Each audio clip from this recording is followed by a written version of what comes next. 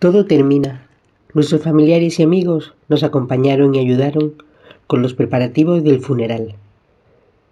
Los oficiales de la Reserva Naval cargaron el féretro. Luego se fueron y nos quedamos solos. Le pedí a mi mamá que viviera con nosotros hasta que la situación se normalizara de nuevo. Se encargó de la casa, cocinaba y procuraba animarnos, pero en nuestros corazones no había espacio para el ánimo, y cuando le aseguré que ya estábamos bien, se marchó a su casa. Regresé a mi empleo. Mi jefe tuvo el atrevimiento de entrar en mi oficina y decirme: bien, eso pertenece al pasado, es hora de rehacer tu vida.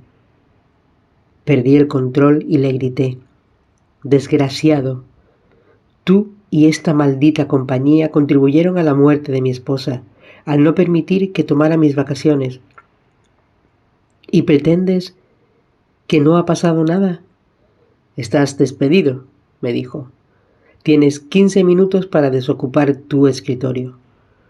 Esa semana recibí una carta de la compañía que administraba el seguro de la salud de mi antiguo empleador. Lamentamos informarle que su antigua póliza de salud solo cubre dolencias físicas. Las mentales no tienen cobertura. Así que no podremos pagar la cuenta del hospital, que asciende a $60,000 y que deberá pagar usted.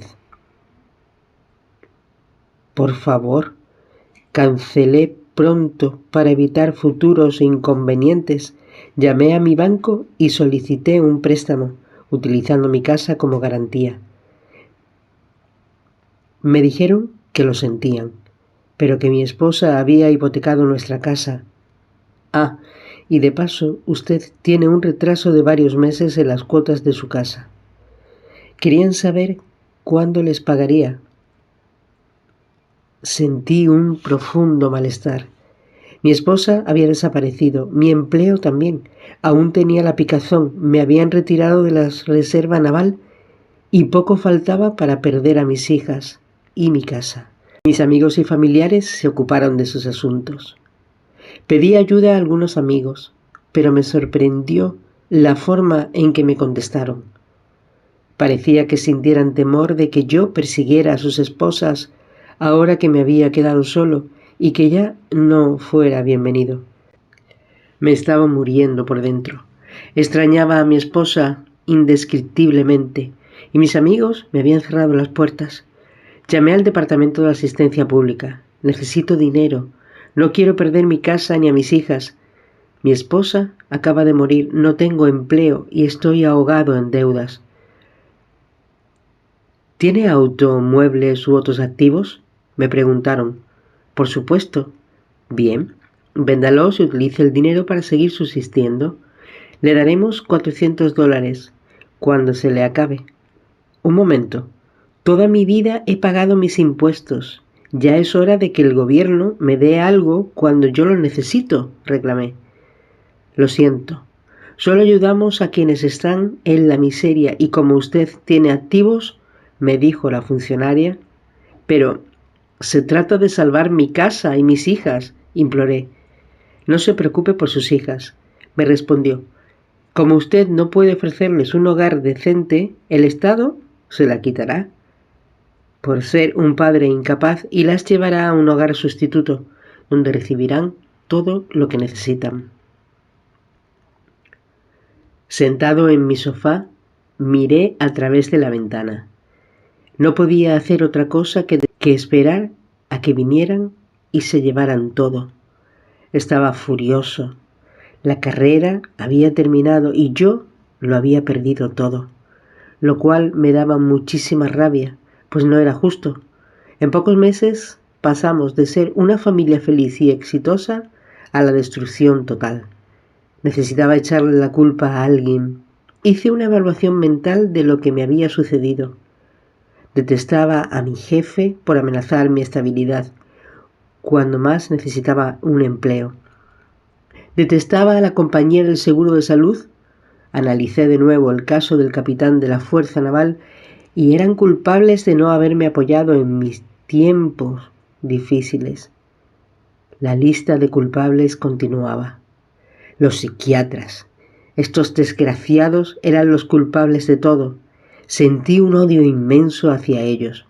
Sin embargo, terminé por concluir que era yo quien había abandonado a mi esposa. Debía ser por mi culpa, pero tampoco podía tragarme esa mentira.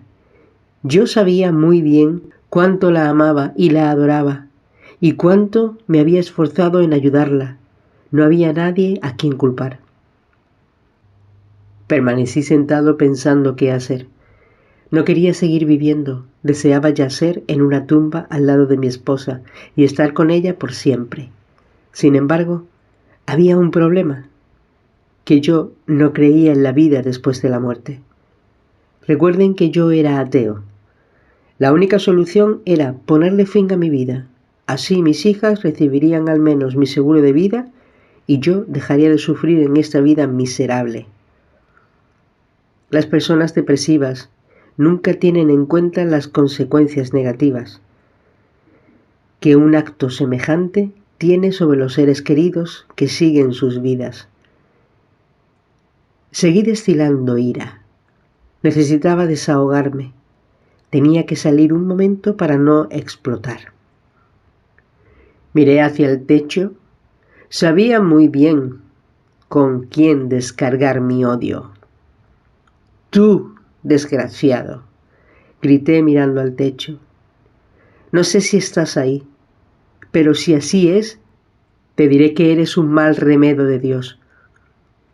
Si estás enfadado conmigo por ser ateo, ¿por qué no me matas entonces?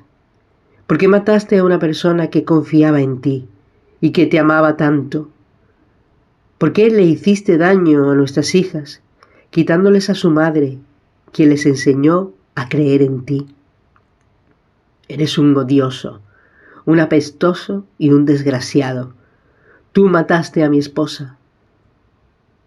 El techo no dijo nada. Miré por la ventana. La única solución a todos mis problemas sería morirme. Miré de nuevo en dirección al techo. Dios miserable y apestoso. No soportaré este dolor 40 años más. Me iré de aquí. Vete al diablo tú y tu religión de pacotilla. Me quitaré la vida y moriré. No hay vida después de la muerte. Solo quiero dejar de sentir este dolor y esta agonía. No resisto un minuto más. Me dejaré morir de hambre. No puedes impedírmelo, porque soy más poderoso que tú, que no eres más que una falsa excusa. La fórmula para recibir milagros. Milagros. Seguí sermoneando con mi plan. No comeré en 3 semanas, dije en voz alta al techo. Me moriré de hambre. Mis hijas pueden comer donde nuestros amigos. De todos modos, ya casi nunca están en casa. Este hogar ya no es agradable. Desgraciado. Aquí murió la mamá de las niñas. Además, no hay comida en esta casa ni dinero para comprarla. Te demostraré que eres un ser que da lástima. No comeré. Así dejes comida en la puerta de mi casa durante 3 semanas. No me importa si todos los días encuentro comida en la puerta de mi casa a las 5 de la tarde. No comeré y me moriré. Se acabó el juego. Estoy harto de tu mundo apestoso. Me detuve un momento. ¿Por qué dije que a las 5 de la tarde? A fin de cuentas, siempre cenábamos a las 6 de la tarde. Pero, ¿cuál era la diferencia? Dejé de pensar en ello. Las niñas regresaron de la escuela y yo seguí fiel a mi plan.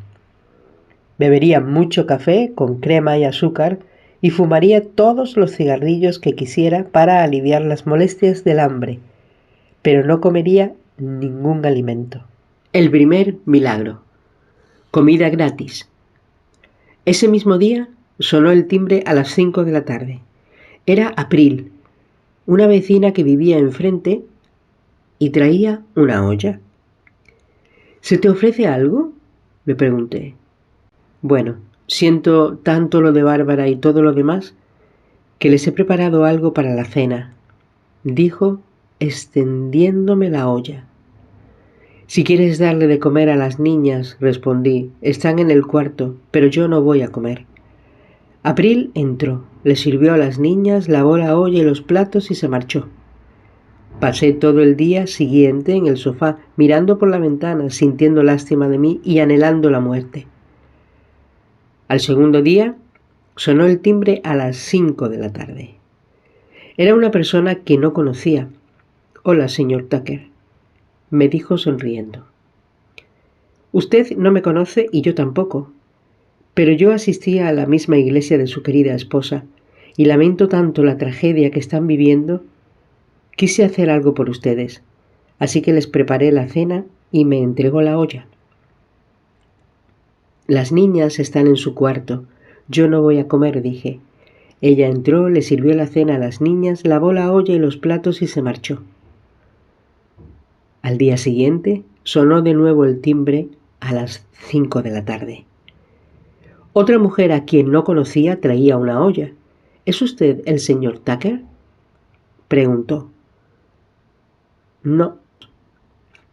No nos conocemos. Vivo a 2 cuadras de aquí y me dolió tanto cuando supe de la tragedia de ustedes que quise darles un pequeño detalle a usted y a sus hijas, así que les preparé la cena y me entregó una olla.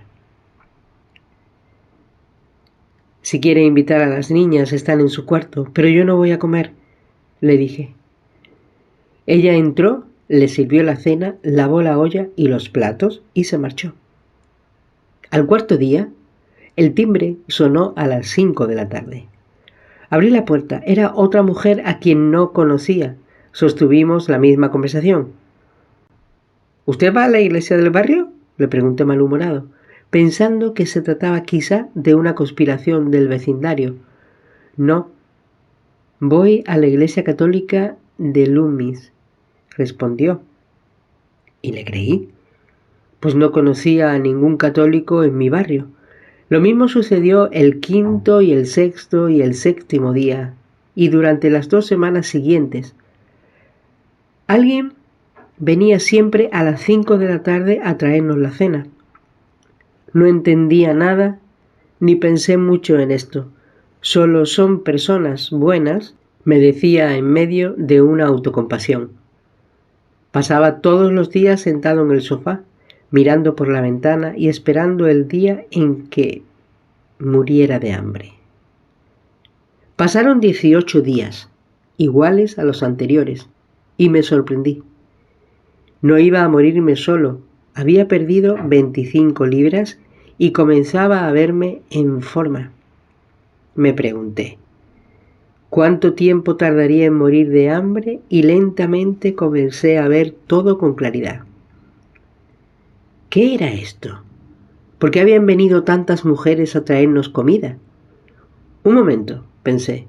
Fui yo quien dije comida en la puerta de mi casa a las 5. ¿Nadie más me escuchó? No podía ser. ¿O sí? No. Seguramente estaba desvariando. Era solo una coincidencia. Las preguntas y respuestas eran muchas. Le dije al techo. ¿Qué es esto? ¿Una demostración de milagros? ¿Un par de cenas gratis y dices que es un milagro? Vete al infierno. Guárdate tu comida. ¿Me estás buscando de nuevo? Entonces saca a Bárbara de su tumba. Haz que regrese de la muerte, como hiciste con Lázaro, con Jesús, con esa niña y con todas las personas que mencionan la Biblia. Solo así volveré a ti y creeré en milagros. Pero mientras tanto, no comeré. Moriré. El que ganó soy yo al escapar de este hueco al que tú llamas mundo. Y tú pierdes porque yo soy más poderoso que tú. Obviamente, el techo no me respondió. Al 19º día, abrí la cortina de la sala 5 minutos antes de las 5. Una viejecita menuda avanzaba lentamente en dirección a mi casa con una olla en las manos. Miré el reloj, tardó 1 minuto en cruzar la casa de los vecinos y sonó el timbre cuando dieron las 5 de la tarde. Nuestro diálogo fue el mismo de las 3 semanas anteriores. La anciana entró, le sirvió la cena a las niñas, lavó los platos y se marchó, y yo me sorprendí. El día número 20 ni siquiera me molesté en mirar por la ventana. Me paré detrás de la puerta 1 minuto antes de las 5, miré el reloj y me pregunté si estaría funcionando muy rápido o muy despacio, y porque el timbre sonaba siempre cuando mi reloj marcaba las 5 en punto. 5 segundos antes de que dieran las 5, abrí la puerta y vi a otra persona que subía las escaleras, dispuesta a tocar al timbre.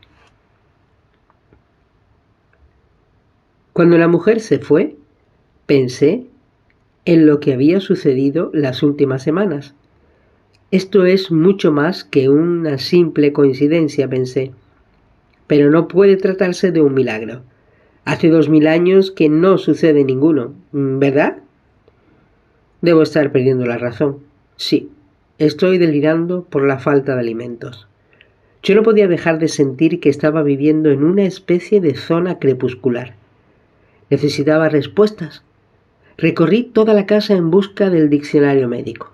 Leí la palabra inanición.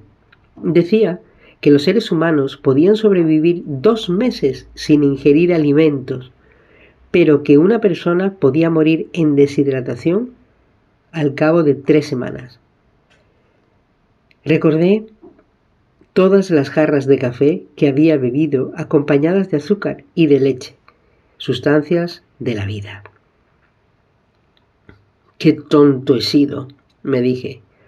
Este absurdo se está prolongando demasiado. Miré al techo y dije, está bien, si estás ahí, escucha entonces. Me equivoqué. No puedo morirme de hambre en 3 semanas, pero estoy seguro, y así lo haré, que podré morirme dentro de 3 meses, si no vuelvo a comer. Así que mi nuevo plan es el siguiente. No comeré en 3 meses, así dejes o no comida en la puerta de mi casa a las 5 de la tarde. Seguramente moriré. Tú perderás, yo me liberaré de mi dolor y mi agonía y terminaré ganando. Sentí deseos de reírme a carcajadas, pero no lo hice, pues me pareció demasiado dramático. Al día siguiente, un sábado 21 días después de que comenzaran mis penas, el timbre sonó a las 5 en punto. Abrí la puerta y vi un hombre vestido enteramente de blanco, camisa blanca, pantalones de trabajo blancos y un pequeño corbatín negro. Detrás de él había una furgoneta blanca con un emblema de un corbatín negro que decía «Comidas a domicilio Ronald». «Hola, soy Ronald, de la empresa Comidas a domicilio Ronald», dijo. Sus antiguos compañeros de trabajo y amigos del centro comercial lamentan profundamente la pérdida que ha tenido. Querían hacer algo por usted, hicieron una colecta y recogieron $5,000, pero no querían darle solo el dinero, pues creen que no sería de muy buen gusto. Así que me contrataron para que todos los días les traiga comida a usted y a sus hijas durante los próximos 3 meses. ¿Le parece bien si vengo a las 5? Quedé atónito. ¿Cómo era posible? No podía ser cierto. Era yo quien había mencionado esa hora y los 3 meses mientras miraba al techo. Y entonces comprendí que no podía ganar ese concurso de voluntades. La comida llegaría a mi casa sin importar lo que yo dijera o hiciera. Me reí tanto que me salieron las lágrimas. Abrí la puerta de par en par y le dije al visitante que entrara. Dejó una bandeja metálica sobre la mesa y dijo: «No se molesten en lavar los platos. Nosotros los esterilizamos en nuestra cocina». Y acto seguido se marchó. Miré al techo y dije: Está bien. Ganaste. Comeré. Llamé a mis hijas y por primera vez en varias semanas cené con ellas. Al día siguiente por la mañana me senté lleno de vigor en el sofá. Miré por la ventana y pensé, ¿qué haría a continuación? Aún estaba en la ruina. Le debía $60,000 al hospital psiquiátrico. Tenía la presión de pagarles una suma que no podría reunir ni en 3 vidas, y esto en caso de tener un empleo. Estaba a un paso de perder mi casa y a mis hijas, y esperaba que muy pronto fuera llamado a juicio por una corte marcial de la Fuerza Naval. Para rematar mi picazón, seguía incontrolable. No veía ninguna solución por más vueltas que le diera al asunto. Mi vida seguía siendo desgraciada y llena de dolor luego de la muerte de mi esposa. Se me ocurrió entonces una idea egoísta. Miré al techo maravilloso y dije, está bien, grandote, tú armaste este lío en el que estoy metido, cavaste este abismo en el que estoy hundido y me has mantenido con vida, así que arregla las cosas. Déjame $60,000 este mes en mi buzón postal. Si fuiste capaz de dejarme comida durante 3 meses y 3 semanas seguidas, no debes tener ninguna dificultad en darme apenas $60,000, le pedí. El segundo milagro, dinero gratis. Al día siguiente fui a mi buzón postal y encontré un sobre con un cheque por $500. Parecía ser una rebaja de algún tipo por algo que yo había comprado y que no recordaba. Lo acepté incondicionalmente. Al día siguiente encontré otro sobre en mi buzón postal. En su interior había un cheque por $2,000 que decía, estimado Williams, aquí te envío los $1,000 que me prestaste hace 20 años. Los $1,000 restantes son por conceptos de intereses. Muchas gracias. Yo me había olvidado por completo de ese préstamo. Un día después encontré otro sobre y se trataba de una carta del Departamento de Hacienda de los Estados Unidos. Parecía que yo había cometido un error hacía 10 años y pagado más de la cuenta en impuestos, así que me enviaron un cheque por $5,000. Y yo que pensaba que después de 7 años cerraban todos los casos. A partir de entonces, todos los días encontré algún sobre en mi buzón postal. Pero no se trataba de propaganda ni de facturas. Todos contenían dinero en pequeñas y grandes sumas. Por ejemplo, gané un concurso radial en el que no recordaba haber participado. Al cabo de 29 días, había recibido un total de $29,000. ¿Cómo era posible? Si estaba seguro de algo, era de que tendría $60,000 al día siguiente, plazo máximo que le había dado a Dios para que se me diera el dinero que le había pedido. Al día siguiente, el número 30, fui a mi buzón postal y abrí un sobre que contenía una carta y un cheque por valor de $45,000 enviado por el seguro médico de mi antiguo empleo. La carta decía parcialmente, estimado señor Tucker, luego de revisar el caso referente a la enfermedad de su esposa, hemos concluido que algunas enfermedades mentales son causadas por desequilibrios químicos en el cerebro. Un desequilibrio de este tipo puede interpretarse como una condición física y no estrictamente mental. Aunque su esposa ha fallecido y no se pueden establecer las verdaderas causas de su enfermedad, hemos decidido determinar que ésta se produjo como consecuencia de un desequilibrio físico. Le hemos enviado un cheque correspondiente al 75% del valor de la cuenta médica de su esposa. Esperamos que esto no suponga un inconveniente para usted. Quedé atónito. Pero, y esto es lo realmente importante, no me sorprendió. Yo estaba esperando que ese cheque apareciera en mi buzón, aunque no supiera de dónde vendría. ¿Cómo recibir milagros? La lámpara mágica de Aladino. Pagué la cuenta del hospital psiquiátrico. Por fin un poco de aire. Ahora, le dije al techo con aire confiado, nosotros, es decir, tú, tienes que hacer algo para salvar mi casa. Necesito dinero en efectivo para pagar la cuota del préstamo que hizo Bárbara.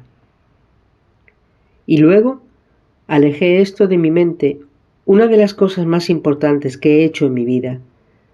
Me senté de nuevo en el sofá y miré otra vez por la ventana, pensando en la forma tan extraña en que habían transcurrido las cosas. Al día siguiente había otro sobre en el buzón.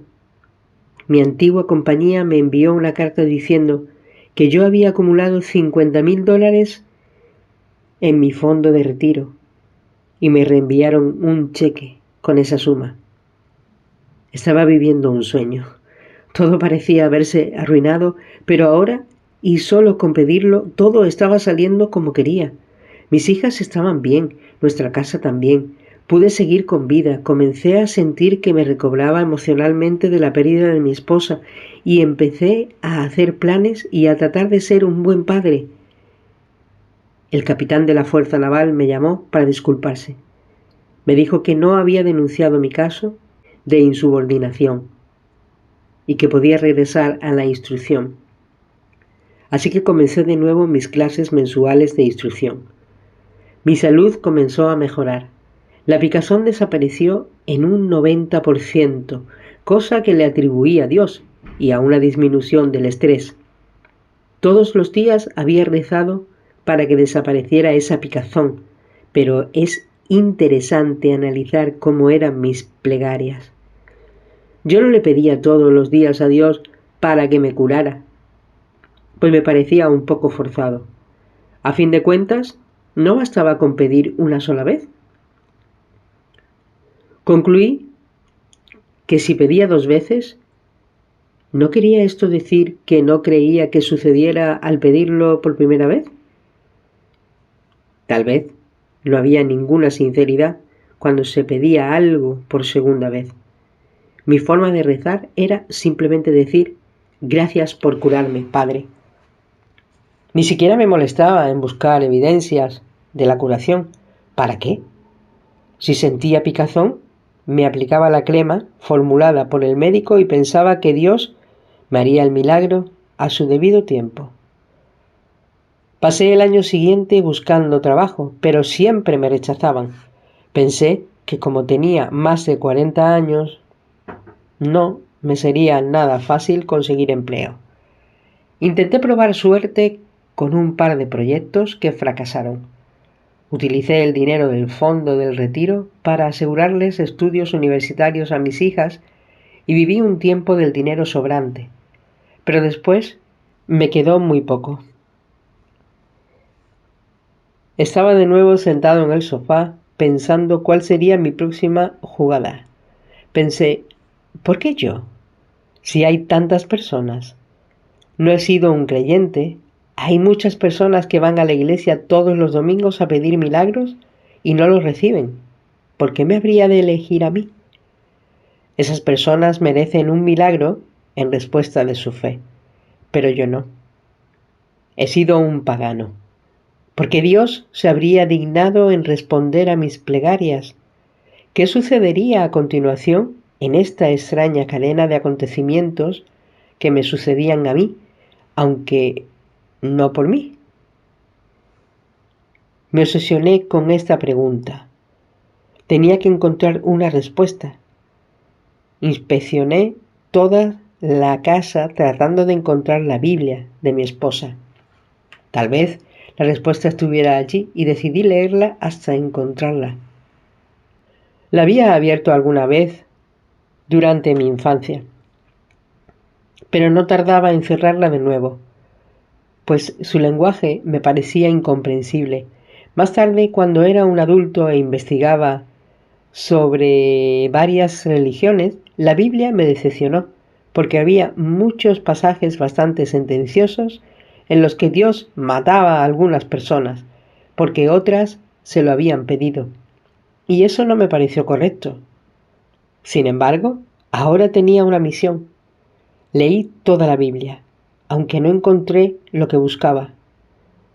Lo que sí descubrí fue que no era muy difícil de entender. Decidí leerla otra vez.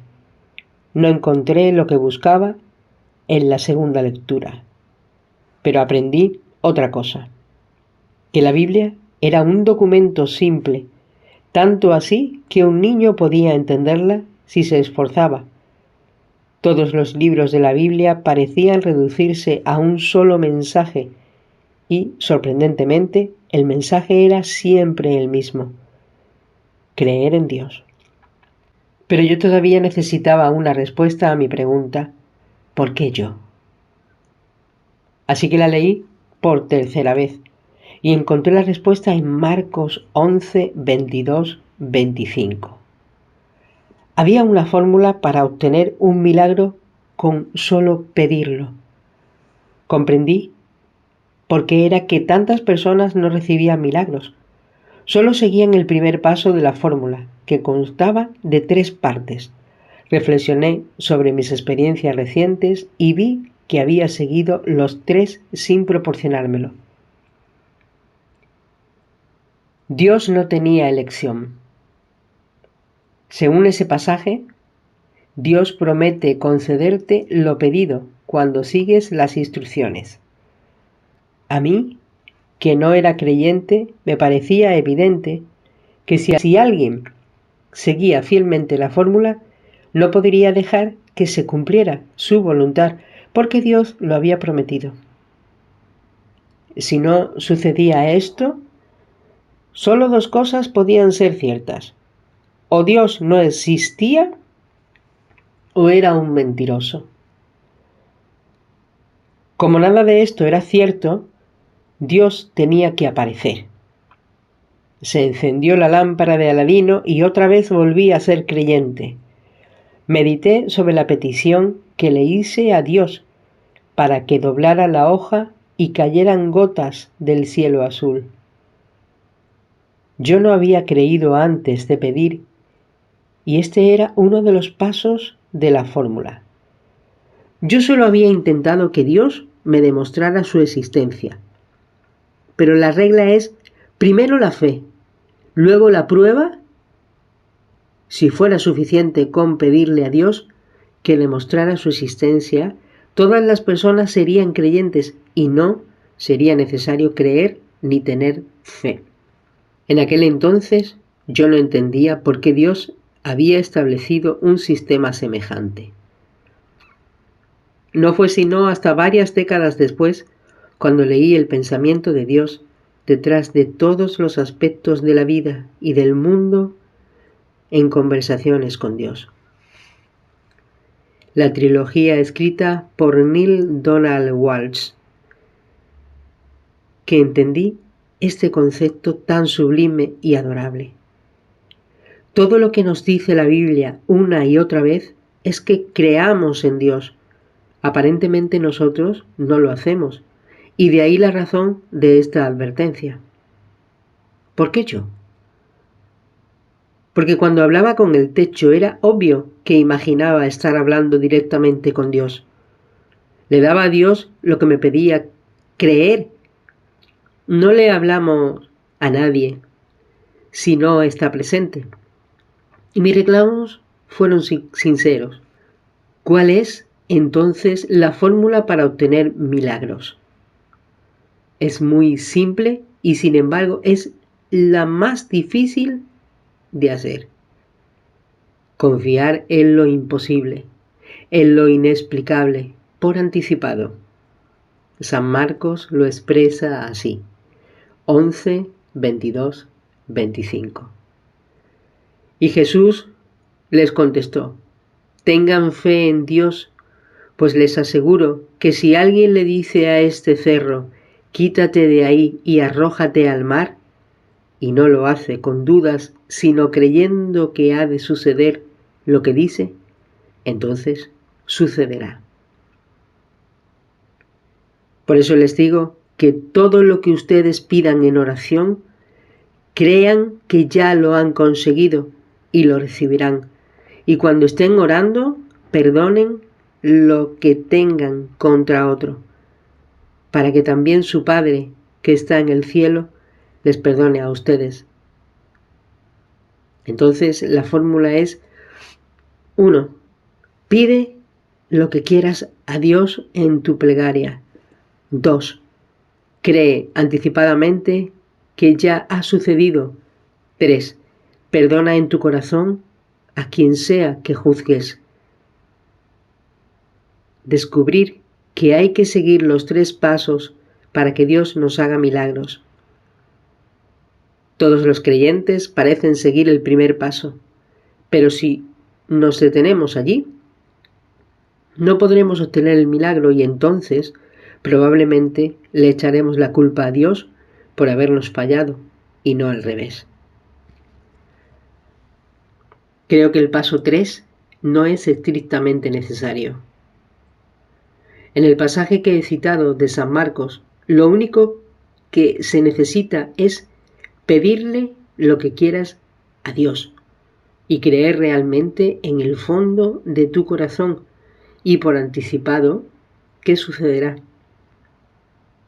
La promesa te será cumplida. En el tercer paso, Dios nunca juzga a ninguno de sus hijos y ciertamente no encuentra defectos en ninguno de ellos. ¿Cómo podría hacerlo? Si Dios creó el mundo, ¿cómo podría responsabilizarnos por lo que hizo? A manera de ejemplo religioso, Jesús dice una y otra vez: no juzgues si no quieres ser juzgado. Yo lo interpreto como un pensamiento que tiene 2 partes. La primera: no juzgues a los demás.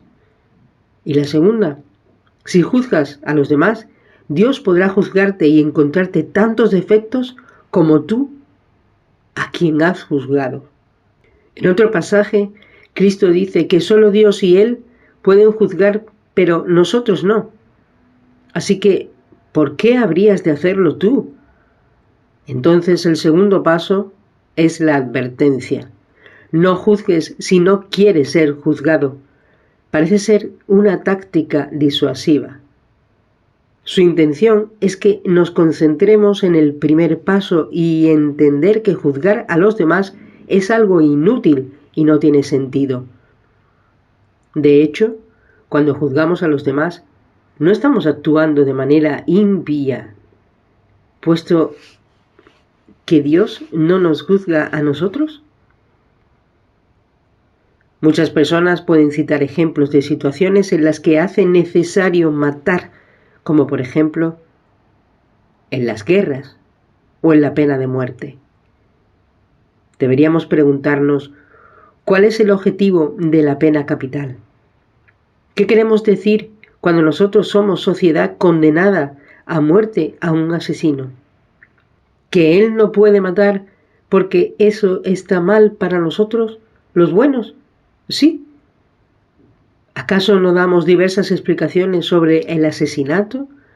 ¿Le asignamos un valor al tipo de asesinato y determinamos quién puede o no hacerlo? ¿No estaremos jugando a ser Dios con respecto a la verdad de otras personas, pero no queremos que otras personas jueguen a ser Dios con nuestras vidas? ¿Qué importancia tiene tomar la vida de otra persona? ¿Enseñar una lección? ¿Servir de ejemplo a los asesinatos potenciales? ¿Funcionarán estas estrategias? ¿Matar a los asesinos ha hecho que desaparezcan los asesinatos? Tal vez lo hagamos para vengarnos, para hacernos sentir bien por haberles pagado en la misma moneda. ¿Matar a un semejante nos hace sentir mejor? Si estás en favor de que los asesinos sean asesinados, a su vez, creo entonces que 2 cosas deben ser ciertas. La primera es la actitud fundamental de que la vida es sagrada. santificamos la vida y hacemos todo lo posible para prolongar la vida, tanto como sea posible. Y si es así, ¿por qué lo hacemos? ¿Se trata de una competencia que podemos ganar?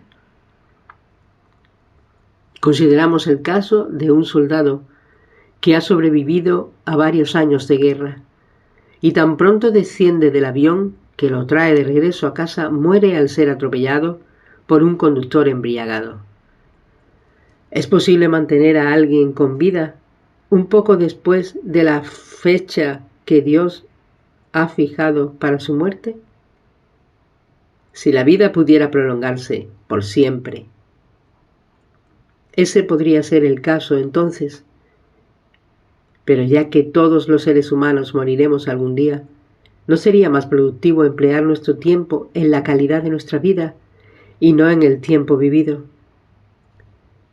La segunda es que cuando juzgamos a los demás, transgredimos los deseos de Dios. ¿Y cómo podría Dios recompensarnos con un milagro si le hemos fallado?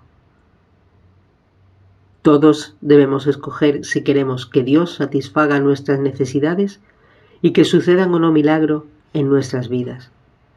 Si los celos, los juicios, la venganza, las represalias, la ira y el odio son más importantes que para nosotros, que vivir en armonía con el prójimo, será así entonces como seremos libres de vivir. En esto consiste el libre albedrío. Si Dios me hubiera ofrecido la manzana en el paraíso, me gustaría creer que la habría rechazado. Pero Dios no nos ofreció la manzana, y según la religión, yo soy un pecador desde mi nacimiento porque otra persona lo hizo. Yo no puedo creer en ese cuento pues mi Dios ya está lleno de amor. Dios no lo juzgaría, ni les encontraría defectos, ni tampoco me juzga. El tercer paso no es fácil, pero podemos seguirlo si ponemos nuestra mente y nuestro corazón en ello. Yo hago lo siguiente, me abstraigo del asunto y me remito a la fuente, expresión que significa considerar a la persona de dónde proviene lo censurable. En otras palabras, en vez de juzgar a otra persona, debemos abstraernos de los conflictos de poca importancia y tratar de entendernos cuáles son los antecedentes de esa persona. Es mejor apiadarnos de ellos por su falta de entendimiento que juzgarlos. Toda la humanidad fue creada por Dios y somos sus hijos. Todos somos seres estupendos que tratamos de estar bien en este mundo, solos y temerosos. Tenemos que fracasar, de cometer errores, de sufrir un daño físico o emocional, temerosos de todo y de cualquier cosa. Cuando pienso en el hecho de que todas las personas tratan de hacer lo mejor, es fácil perdonar sin importar cuánta maldad o estupidez haya en sus actos. Hablando de miedo, tenemos que escuchar lo que dice la gente. Alguien podría leer este libro y decir, me temo que no puedo creer lo que dice el autor. Esa persona tiene miedo de creer o de que no sea cierto. Toda la humanidad parece tener miedo, pero ¿de qué? Creo que de la muerte. Pero más importante aún, tiene miedo de que tal vez Dios no exista y de que estemos solos en este planeta. ¡Qué tristeza de ellos! ¡Qué tristeza de nosotros! ¡Qué triste fue para mí! Así que el segundo paso, es decir, creer anticipadamente, me pareció casi imposible de seguir o bien increíblemente fácil. ¿Imposible? Porque les prestamos mucha importancia a las cosas que nos preocupan. Deseamos que a toda costa suceda algo extraordinario, como, por ejemplo, que un ser querido se cure de un cáncer. ¿Y no nos parece sencillamente maravilloso sentir el privilegio de recibir semejante regalo? Rezamos y pedimos pero nuestro miedo nos vence y entonces dudamos obviamente. Eso no es demostrar la fe. Así que cuando un ser querido muere, descargamos nuestra angustia en Dios y lo culpamos. Sin embargo, el segundo paso es el más fácil de seguir si nos deslindamos de los resultados. Es por ello que a veces es más fácil que un ateo reciba un milagro, como no cree en Dios ni en sus milagros, no se molesta en pedirlos. Solo se resigna a los resultados esperados y deja que las cosas transcurran con naturalidad. De repente, el ser querido se cura del cáncer y entonces se pregunta ¿por qué? El por qué se debe a que no te preocupa ni te molestas por ello. Deja que pase y al hacerlo deja actuar a Dios sin proponérselo. A veces ansiamos algo tan desesperadamente que tememos dejarlo pasar. Y esa es nuestra perdición, porque esto demuestra una falta absoluta de confianza en que Dios sí entiende nuestros deseos. Recibe milagros cuando los pides y crees en ellos, milagros gratuitos. Regresamos a mi descubrimiento accidental de cómo suceden los milagros. Yo había recibido milagros y estaba familiarizado con la fórmula. ¿Qué debía hacer con ese don? ¿Frotar la lámpara mágica? Aún estaba desempleado, necesitaba un empleo, y comprendí que podía conseguir el empleo que quisiera solo con pedirlo y creyendo. Perdonar. Tenía muchas cosas por hacer. Estar al lado derecho de Dios y perdonar a muchas personas. Como era algo complejo, comencé por lo más fácil. Pensé larga y detenidamente sobre mi jefe de la Marina y también sobre esta institución. Concluí que habían sido muy insensibles con mi tragedia familiar y que habían contribuido en algún grado a la muerte de mi esposa. No obstante, perdonar a la Marina era fácil. Las instituciones están conformadas por personas y, sin embargo, éstas no fueron conscientes de las dificultades de mi esposa. En cuanto a mi jefe, era fácil perdonarlo gracias a algo que sucedió un par de días después del funeral. Esos fueron los peores días de mi vida. El dolor por la pérdida de mi esposa era insoportable. Sentía un peso que me aplastaba el pecho y no me dejaba respirar, y me tensionaba tanto que me quedaba dormido en medio de una frase, despertándome después con el dolor. No pensaba con claridad, ni racionalmente. Fumaba un cigarrillo tras otro y comía muy poco. Mi jefe, quien había terminado por solidarizarse conmigo, luego del fatal desenlace y tal vez sintiendo un poco de culpa, me llamó una noche. William, entiendo lo que estás viviendo. Mi esposa me abandonó hace un par de años. Eso fue muy doloroso, pero poco después mis padres murieron. Mis abuelos paternos y maternos habían fallecido pocos años atrás. Así que en muy poco tiempo pasé de tener una familia grande, feliz y afectuosa a estar completamente solo en el mundo. Fue un golpe devastador y no hubiera podido sobrevivir de no haber sido por un amigo mío que me llamó y me hizo prometer algo que haré que me prometas. Es probable que una de estas noches te despiertes a las 3 de la mañana, enciendas un cigarrillo y te sientas en la oscuridad a revivir el dolor de tu pérdida. Llorarás y te preguntarás si vale la pena seguir con vida. Decidirás ponerle fin a todo. Irás a la cocina, sacarás un cuchillo y te cortarás las venas. Pero quiero que me prometas que cuando llegue esa noche me llamarás antes de sacar el cuchillo. Llámame en ese instante. Aunque le dije, me siento bien. Lo cierto era que yo estaba pensando suicidarme. Además, no te llamaré a las 3 de la mañana. Tienes un bebé y no voy a molestarte con semejante tontería. Le dije mintiendo y pensando. Me lo he quitado de encima y ahora podré suicidarme. Una semana después, me desperté a las 3 de la mañana, me levanté a tientas, fui a la sala y encendí un cigarrillo. Me senté a revivir el dolor y sentí que no quería vivir sin mi esposa. Lloré. Decidí que no quería vivir. Me dirigí a la cocina y abrí el cajón de los cuchillos. Vi uno afilado y suspiré y lo tomé. El teléfono sonó. Miré el reloj y me pregunté, ¿quién podrá llamarme a las 3 de la mañana? Era mi jefe, Phil. ¿Por qué me llamas a las 3 de la mañana?, le pregunté. A propósito, replicó, ¿qué haces a esta hora? Nada. Guarda el cuchillo en el cajón, me ordenó. Tartamudeé como un niño sorprendido con las manos en un frasco de galletas. ¿Cuchillo? ¿Cuál cuchillo? Mira, Williams, continuó, no eres la primera persona que pasa por esto. Todos necesitamos un poco de ayuda de nuestros amigos y de Dios. Y es este tipo de situaciones. Por favor, guarda el cuchillo en el cajón. Hice lo que me dijo. ¿Cómo sabías que estaba en la cocina buscando un cuchillo? No lo sabía. Pero todas las noches dejo el despertador a las 3 de la mañana y te llamo.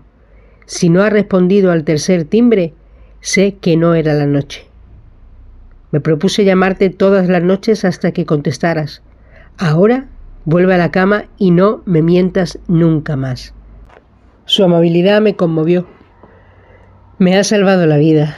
Solo te estoy pasando el milagro, amigo, así como lo hicieron conmigo. Después de esto, fue muy fácil perdonarlo. Sin embargo, aún faltaban mi antigua compañía y mi ex jefe. Comprendí que no tenían una bola de cristal para poder predecir el futuro mejor que yo. Decidí tener en cuenta las circunstancias, indagar en mi corazón y perdonarles su despropósito. A quienes más me costó perdonar fue a los psiquiatras. Me enteré de que el 25% de sus pacientes se suicidan. A los cirujanos, en cambio, solo se les muere el 2% de los pacientes en la sala quirúrgica, lo que no me sorprendió. Era obvio que una ayuda psiquiátrica sin ningún tipo de fe no serviría de nada, pero no fue fácil desprenderme de mi rabia. Consulté con un abogado a fin de demandar a los psiquiatras por negligencia. Quería que esos desgraciados pagaran por haberle robado a Bárbara su confianza en sí misma y por ser responsable de su muerte. En este entonces no lo consideré como un acto de venganza.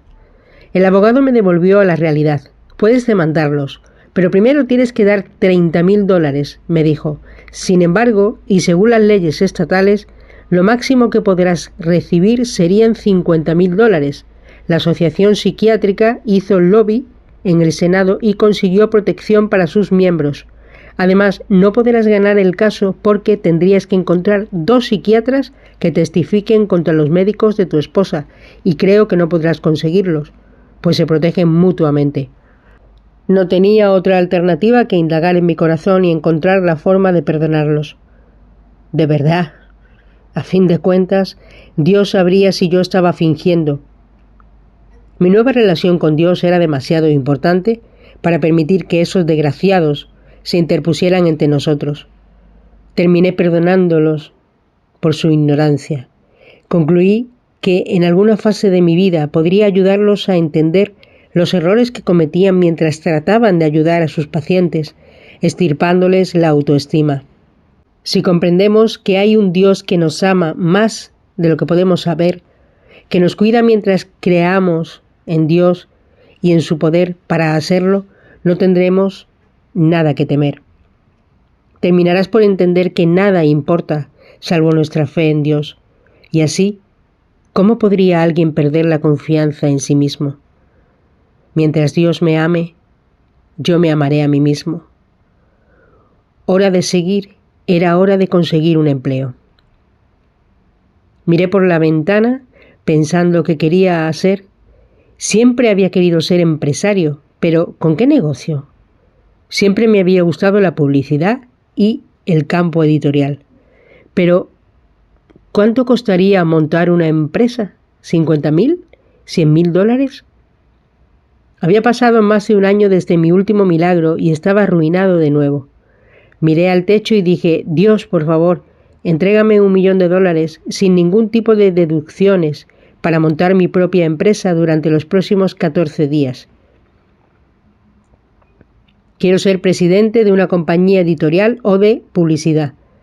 Supe que era trato hecho y entonces lo alejé de mi mente. Después de todo, ya había hecho mi petición y la había conseguido. De hecho, era asunto concluido. 1 hora después sonó el timbre. ¿Sientes escalofríos? Yo también lo sentí. Era Russ, un amigo mío quien también había sido despedido por mi antigua compañía pocos meses antes que yo. Me dijo que, ya que estaba desempleado, llamaba para proponerme que pusiéramos un negocio. Le pregunté a qué clase de negocio se refería. Abrió su maletín y sacó una revista. Se trata de una revista de publicidad, dijo. Me gustaría que la publicáramos. Fantástico, respondí. Hagámoslo. Quería que yo fuera el presidente, pues también ya habíamos trabajado juntos y aunque había sido jefe mío, sabía que yo tenía más experiencia que él. Intenté resistirme, pero él insistió y terminé aceptando. Sonreí al ver cómo se me daban las cosas, pero faltaba algo. Le había dado 14 días a Dios para que lo hiciera. Bien, jefe, me dijo riéndose. ¿Cuál es la primera orden del día? Le dije que teníamos que alquilar una oficina, comprar muebles, un teléfono y buscar empleados. Adicionalmente, teníamos que contratar una firma de abogados y otra de contabilidad. Mi amigo quiso saber cómo lo haríamos. Conseguiré el dinero para cubrir todos los gastos, le respondí. Me preguntó cómo podíamos conseguir una firma de abogados y otra de contadores sin dinero en efectivo. Le dije que les ofrecería un puesto en la junta directiva y que les pagaríamos con un porcentaje de la mercancía. Mi socio me visitó una semana después. Súbete al auto, te mostraré algo. Fuimos al centro de la ciudad y entramos a nuestra nueva oficina, que bullía de actividad. Unos hombres descargaban muebles, los empleados de la compañía telefónica instalaban las líneas. Russ me presentó a nuestra secretaria y a algunos vendedores que estaban siendo entrevistados. Nos sentamos en nuestros confortables escritorios y pusimos los pies encima. Luego me dijo: he conseguido una de las firmas de abogados más prestigiosas de la ciudad. Le dije a nuestro abogado asociado que queríamos contratar su firma por 6 meses, pero que no teníamos dinero.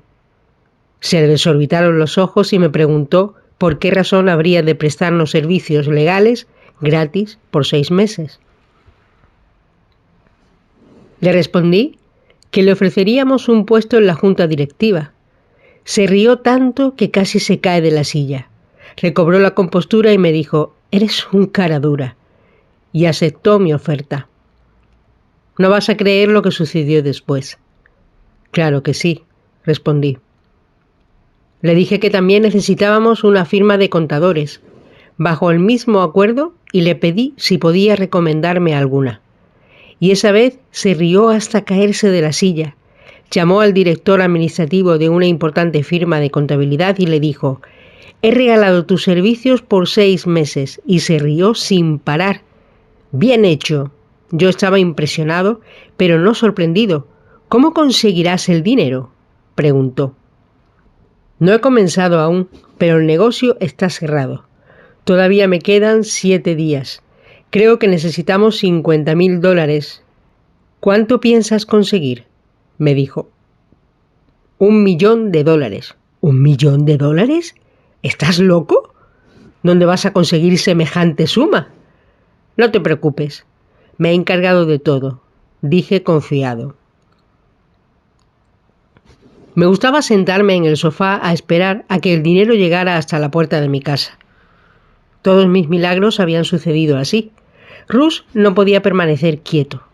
Salgamos a conseguir el dinero, me sugirió, pero rechacé su oferta. Está bien, vendamos entonces algunos avisos mientras esperamos.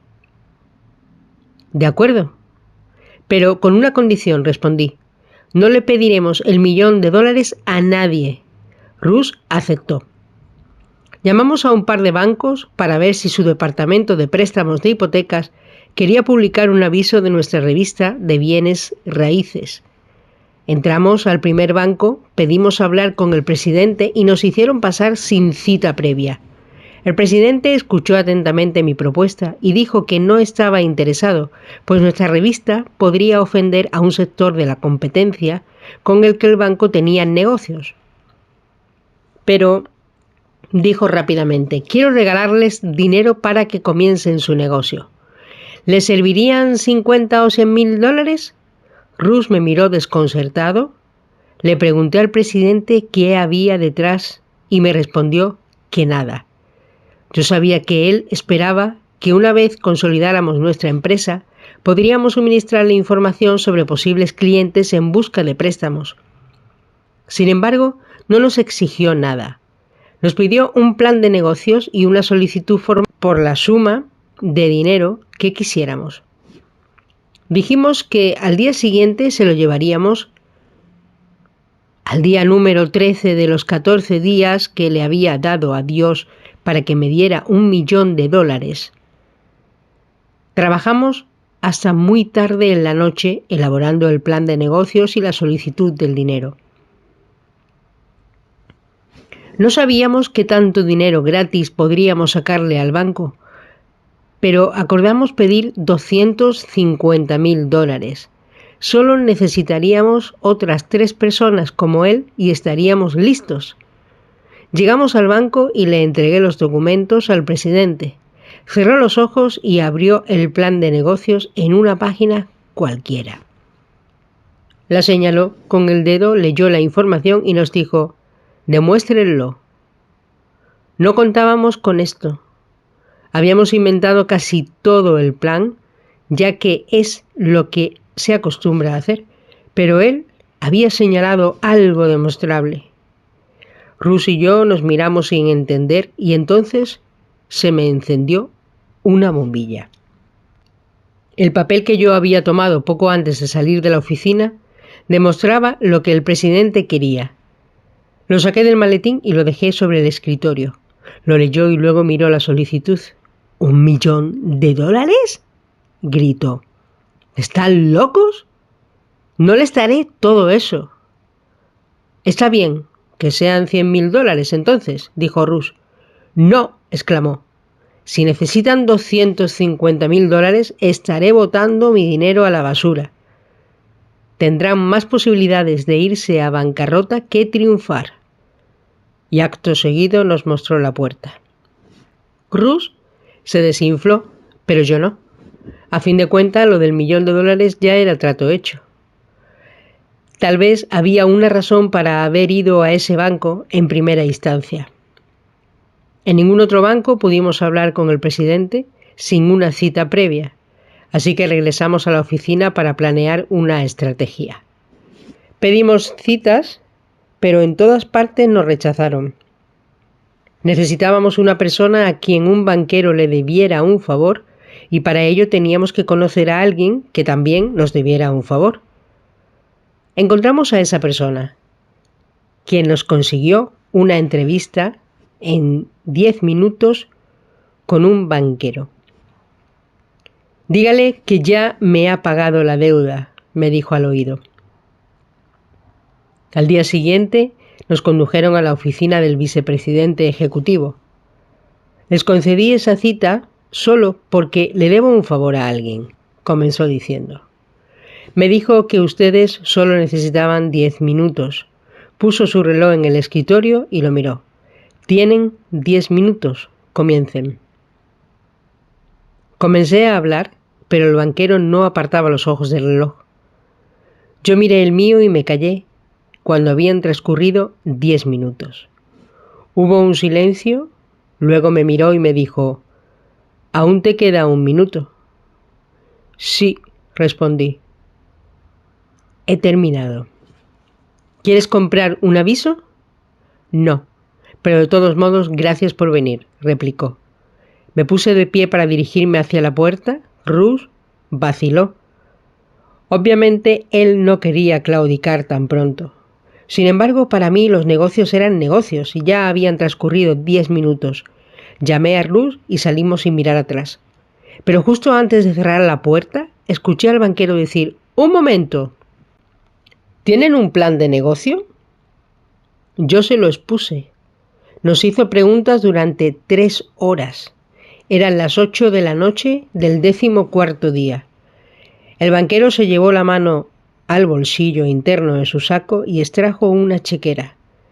Llenó un cheque, lo desprendió y lo puso frente a nosotros. Era por $1 millón. «Quiero comprar acciones en su empresa», dijo con toda naturalidad. Ruth suspiró y yo sonreí confiadamente. Tenía mis manos en los bolsillos acariciando mis últimas monedas de 5 centavos. Mientras miraba el cheque, ¿qué porcentaje? El 80%. El 49%, le respondí. Queremos tener el control, no con mi dinero, nos dijo. Cuando tome este cheque del escritorio ya no será tu dinero, repliqué sonriendo. Afortunadamente él y Ruth también se rieron.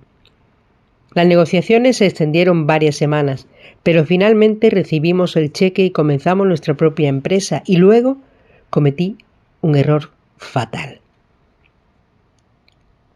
Miré hacia el cielo con una confianza absoluta en mi habilidad para hacer negocios y dije: «Bueno, Dios, gracias por el dinero. Soy capaz de seguir solo. Puedes tomarte unas vacaciones o hacer lo que quieras. Yo manejaré la compañía». Si esto no les sorprende, debería hacerlo. Yo no me sorprendí sino hasta que estaba completamente perdido. Mi única excusa era que yo era nuevo en el mundo de los milagros, y ese fue mi error fatal. Había una particularidad: teníamos que comenzar a operar en San Diego y conseguí quien cuidara a mis hijas. Viajé con mi socio, rentamos una oficina y comenzamos operaciones en esa ciudad. Toda una vida de esperanzas. Esta historia me recuerda a mi amigo Joe, quien tuvo una infancia difícil y tuvo que valerse por sí mismo desde muy joven. Se fue de casa al terminar la secundaria y recorrió el país como músico itinerante. Pasó así gran parte de su vida y desarrolló una gran capacidad de discernimiento. Es muy inteligente y de mente ágil. Nunca duda de sus capacidades. Si tiene un problema, asume que podrá resolverlo, así sepa o no del asunto. Nunca estudió mecánica, pero si su auto sufría un desperfecto, cosa que sucedía con frecuencia, tomaba una llave, se metía debajo del auto y no salía hasta repararlo. Creía que era capaz de aprender cualquier cosa. La necesidad es la madre de la invención, solía decir. Ah, sí. ¿Y el padre de la frustración? Pues a fin de cuentas, ¿qué es más frustrante que la necesidad? Joe era muy bueno para ver las evidencias que escapaban a las demás personas. Una vez me envió una carta y miré la dirección del remitente para ver desde dónde la había enviado, pues viajaba mucho. Había escrito en la parte superior izquierda: «Entréguenla». Me reí hasta que me salieron lágrimas. Era típico de él. No tenía paciencia con quien no pudiera seguirle el ritmo. Su intención era esta: «Señor cartero, no se moleste en buscar una excusa para devolver esta carta. Cumpla con su trabajo y entréguesela a Williams». Siempre se anticipaba a lo que la gente podría decir, pues sostenía que somos animales de costumbres a excepción de él. Lo último que uno desearía era discutir con él. Siempre superaba a los demás y sus palabras te atravesaban como un cuchillo. Siempre tenía la razón y demostraba su sabiduría. Así que no solo perdías el argumento, sino que te sentías como un tonto. Más adelante, en su vida, Joe encontró a Dios. Sucedió como un milagro. Íbamos atravesando el desierto de Mojave y él estaba frustrado con su profesión. Era casado y tenía 2 hijos, y viajar constantemente de un club a otro y no poder estar con su familia era algo que lo estaba desgastando mucho. Yo estaba comenzando con mi revista y necesitaba buenos vendedores. Joe podía hacer cualquier trabajo, así que le propuse que trabajara conmigo. En esa época vivía en Phoenix y necesitaba su auto para trabajar. Se organizaría y podría traer a su familia. Le hablé apasionadamente de mis milagros recientes mientras viajábamos por el desierto. Le expliqué cómo había encontrado a Dios y le conté los milagros que me había concedido, y aunque el límite de velocidad era de 75 km por hora, yo iba a 100.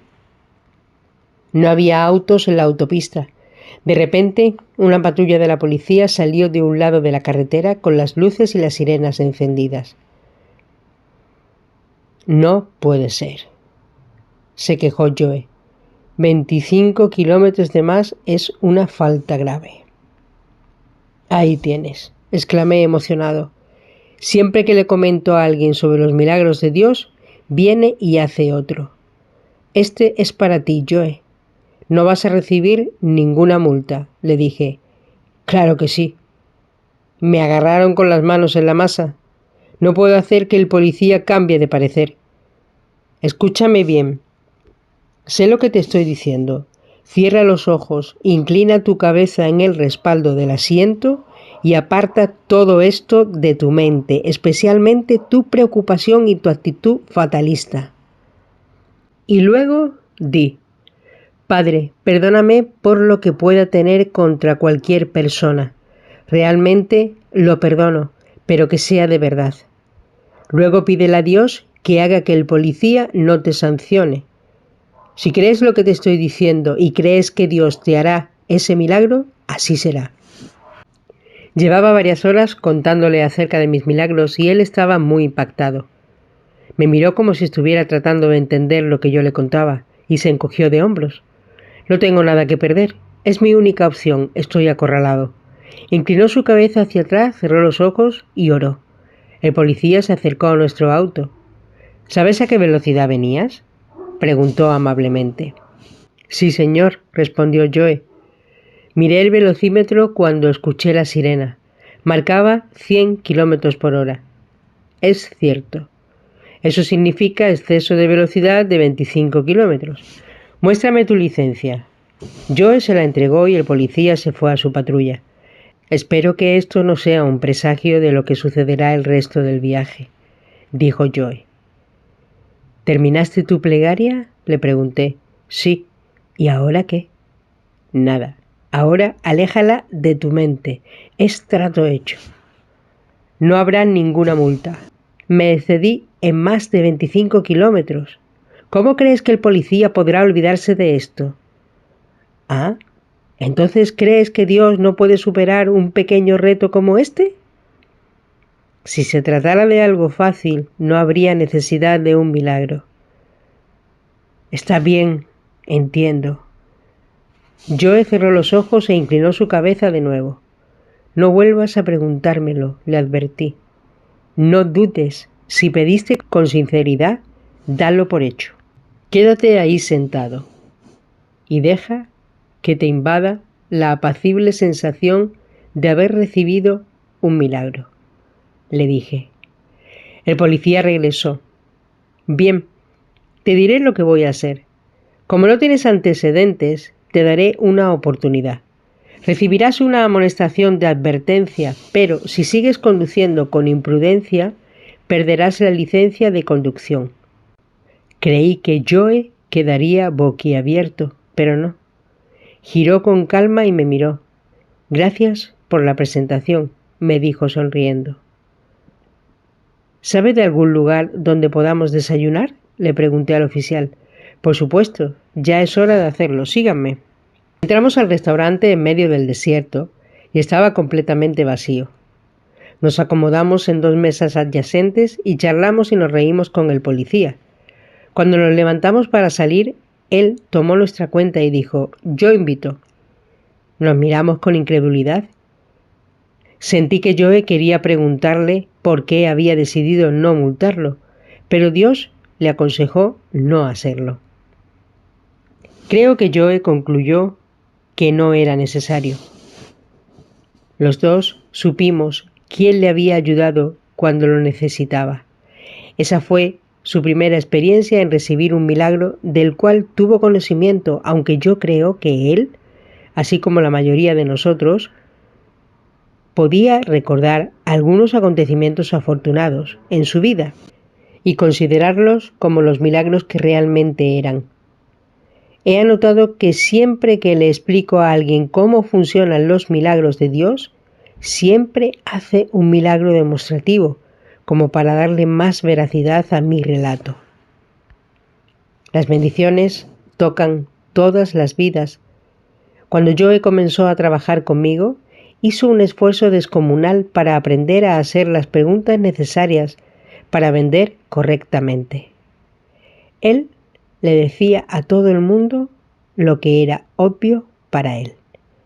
Así que debió costarle mucho aprender. Obviamente yo no podía decírselo. Solo podía enseñarle una serie de preguntas fáciles que condujeran al autodescubrimiento propio del método socrático. Para mayor información, ver en el próximo capítulo.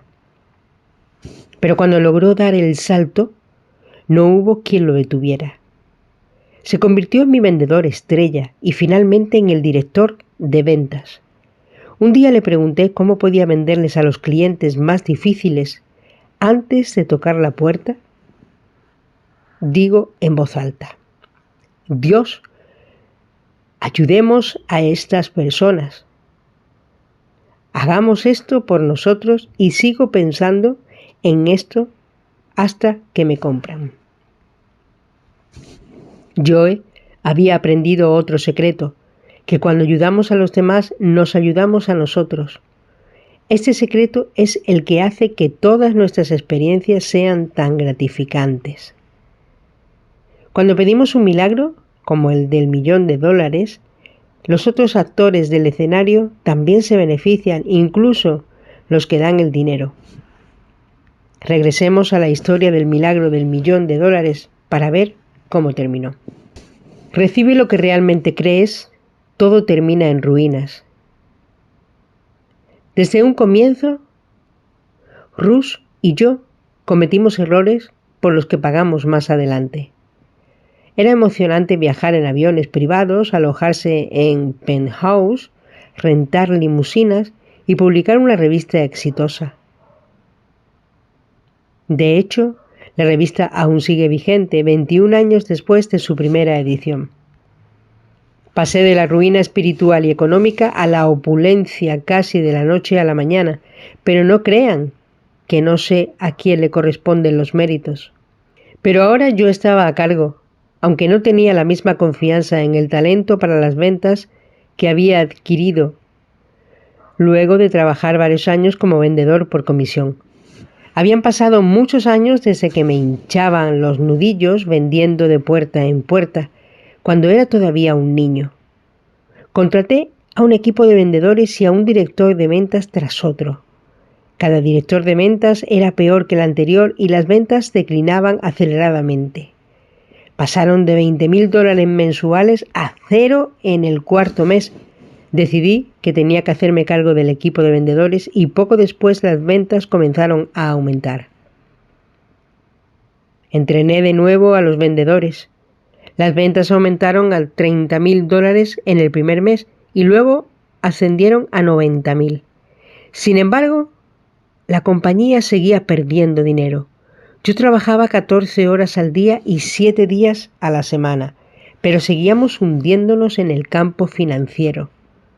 Mis empleados se esforzaban al máximo, pero las cosas no iban bien. Yo no podía resolverlo todo y, como si fuera poco, Dios estaba de vacaciones, por lo menos de mí. Redujimos los gastos operativos y personales, nos mudamos del hotel de lujo en el que vivíamos a un apartamento amoblado y económico. Pero seguimos perdiendo dinero. La revista era exitosa en cuanto que los que pautaban ganaban dinero y los clientes vendían sus casas. Sin embargo, yo no podía detectar el problema financiero. Un día Russ y yo nos reunimos para pagar cuentas. Para ese entonces ya habíamos abierto una sucursal en Milwaukee, Wisconsin. Yo dirigía el departamento de ventas y Russ el de producción. Pero cada uno estaba al frente de una sucursal. Él tenía la de Milwaukee a su cargo y yo la de San Diego. Russ supervisaba la contabilidad, hacía y firmaba los cheques. Luego me traía las cuentas, los cheques, para que yo los revisara y refrendara antes de enviarlos por correo. Nuestras ventas se dispararon tras lanzar un equipo de telemercadeo y ventas, pero nuestras instalaciones ya eran pequeñas. Si reducíamos el número de vendedores para poder seguir en nuestras instalaciones, las ventas caerían a niveles inaceptables. Consideramos la posibilidad de alquilar unas instalaciones más grandes, pero teníamos un contrato de arriendo por nuestras oficinas y no podíamos perder ese dinero. Pensamos alquilar un local en un sector más cercano, pero dividir a nuestro equipo de vendedores no funcionaría en términos logísticos. Estábamos hundiéndonos y nos dolió enfrentarnos a lo inevitable. Russ y yo nos devanamos los sesos tratando de resolver el problema. Pero no se nos ocurrió ninguna solución. Finalmente volví a subir las escaleras y pedí: querido Dios, por favor, ayúdanos a salir de este problema. Yo estaba revisando cuentas y firmando cheques cuando Russ me dijo que el arrendador de nuestra oficina había llamado. ¿Qué quería? Me dijo que la empresa que está al lado se mudará y quería saber si estaríamos interesados en ese local. Me sorprendí. ¿Y qué le respondiste? Le dije que gracias, pero que no teníamos dinero. ¿Cómo? ¿Esa es la solución y la salvación de nuestra empresa? Es una oficina separada y lo que necesitamos es un gran espacio abierto. No creo que este sea la solución. Le podemos pedir que derribe la pared divisoria. ¿Derribar una pared? No lo hará, replicó Russ. Lo miré sin poder dar crédito a sus palabras. ¿Crees que Dios se habría tomado la molestia de venir hasta San Diego a hacer que se venciera el contrato de arrendamiento de la compañía de al lado y poner en la cabeza del arrendatario la idea de llamarnos y ofrecernos ese local, que es la solución ideal al problema que está afectando nuestro negocio, para no hacer luego que el arrendatario acepte derribar una simple pared? Era evidente que Russ y yo teníamos percepciones muy diferentes sobre los milagros. Russ llamó finalmente al arrendatario y le dijo: «Acepto», me dijo emocionado. «Nunca lo dudé», le respondí. «Es obvio que era un trato hecho». Yo veía claramente los errores de Russ, pero no podía ver los míos, a pesar de la expansión y del incremento en las ventas. Los costos de producción seguían aumentando más que nuestras ganancias. El $1.000.000 con el que habíamos comenzado nuestra empresa se esfumaba rápidamente. Subir las escaleras en busca de una solución. Después de todo, el negocio era responsabilidad mía, ¿verdad? Ya nos habíamos gastado casi todo el $1.000.000. Russ me dijo que se iba de vacaciones con su familia y me pidió el favor de asumir sus funciones. Pensé que tal vez podríamos reducir los costos sin afectar las ventas si imprimíamos la revista en un papel más barato y en un formato más pequeño. Llamé al impresor para concertar una cita. Le dije que queríamos reducir costos y le pedí que me hiciera una nueva propuesta. Él me propuso un papel de mayor calidad y un formato más grande, aunque el precio era un 70% inferior al que habíamos pagado por nuestra publicación semanal. La curiosidad me invadió. ¿Cómo puedes hacerlo por semejante precio? Quise saber. Él miró sumisamente y trató de justificar su presupuesto, debido a nuestros volúmenes, los cuales habían aumentado. Le recordé que imprimíamos el mismo tiraje desde hacía un año y no tardé en descubrir la verdad. Llevaba un año cobrándonos más de la cuenta. Y lo mismo hacía nuestro impresor de California. Le exigí que me devolviera todo el dinero. Ambos me dijeron que si yo insistía y llevaba el caso a los tribunales para recuperar el dinero, se arruinarían. Bien, que se lo tienen merecido, pensé. Pero luego concluí que Dios no quería que yo me vengara. No juzgues y no serás juzgado, fue la frase que se me vino a la mente. Los perdoné. Los costos disminuyeron sustancialmente, pero ya era demasiado tarde. Cuando Russ regresó de vacaciones, tuvimos que aceptar que estábamos al borde de la bancarrota. Le pedimos una inyección de dinero a nuestra junta directiva, pero uno de nuestros detractores aprovechó la oportunidad para demolernos. Convenció a los otros miembros, quienes rechazaron nuestra propuesta, y regresamos derrotados a nuestra oficina. Me dijo: «Pero tendremos que cerrar». Le avisaré al personal que trabajaremos hasta el viernes. Eso me dejó consternado. Tendremos que llamar a los arrendatarios y decirles que estamos arruinados.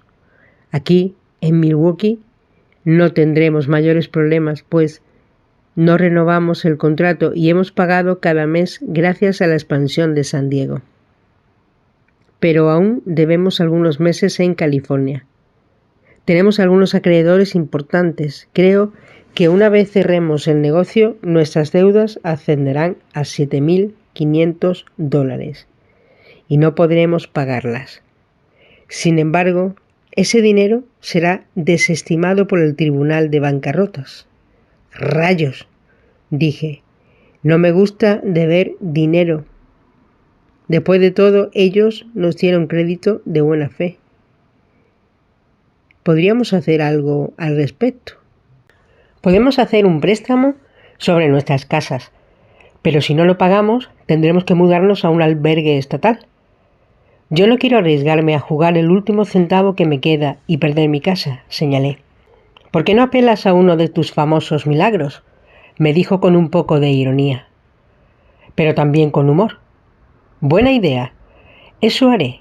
Eso era lo que me había faltado durante todo ese tiempo, pues había intentado hacer mis propios milagros. «¿Tienes dinero?», pregunté entusiasmado.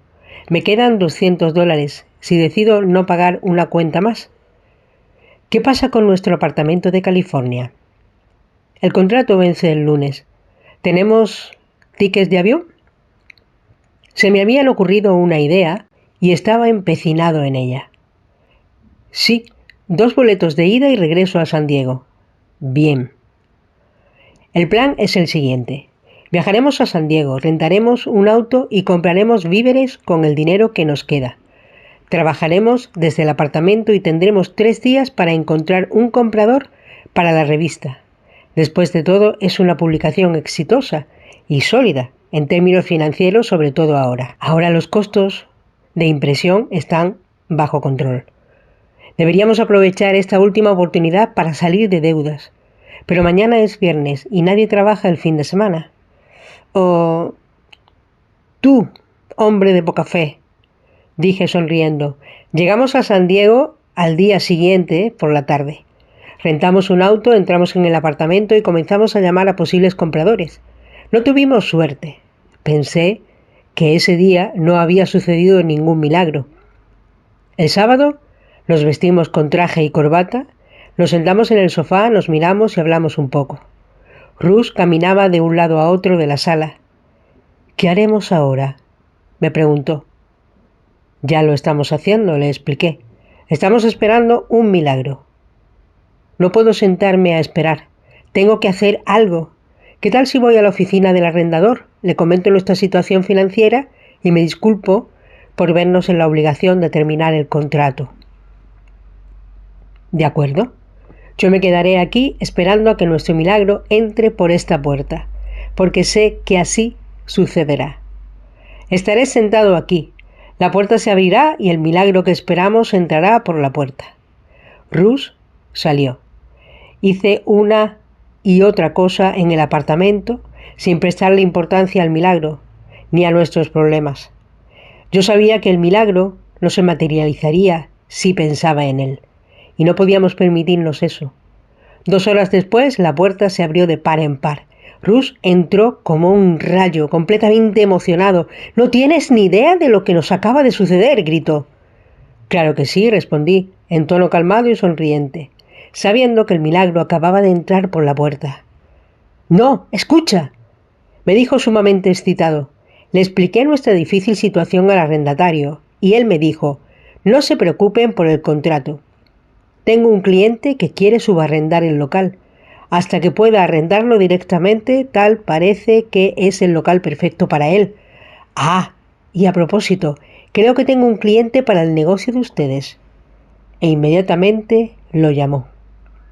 A propósito, es un contador. Hablé con él y me dijo que nos comprará el negocio. Tendremos dinero para pagar todas nuestras deudas. Miré al techo y dije gracias en silencio. «Me alegro que hayas traído el milagro, Rus». «Ah, ¿sí?», dijo recordando mi pronóstico. Hablamos el domingo con el comprador y llegamos a un buen acuerdo.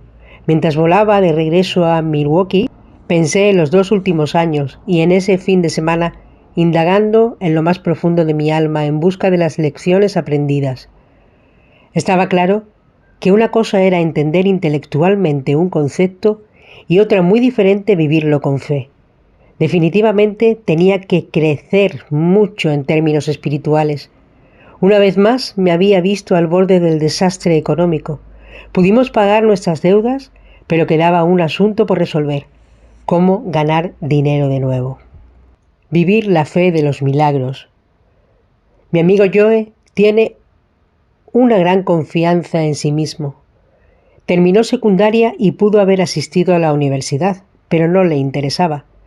No veía la hora de vivir su propia vida. Tuvo algunas cosas en claro, como, por ejemplo, que estaría a la altura de cualquier desafío que la vida le deparara. Estaba convencido de que podía encontrar la solución a cualquier problema: reparar un auto, fabricar instrumentos musicales, electrónicos o sostener a su familia. La mayoría de las personas que yo conocía se empleaban tan pronto terminaban sus estudios de secundaria o universidad y se acostumbraban a recibir un cheque semanal.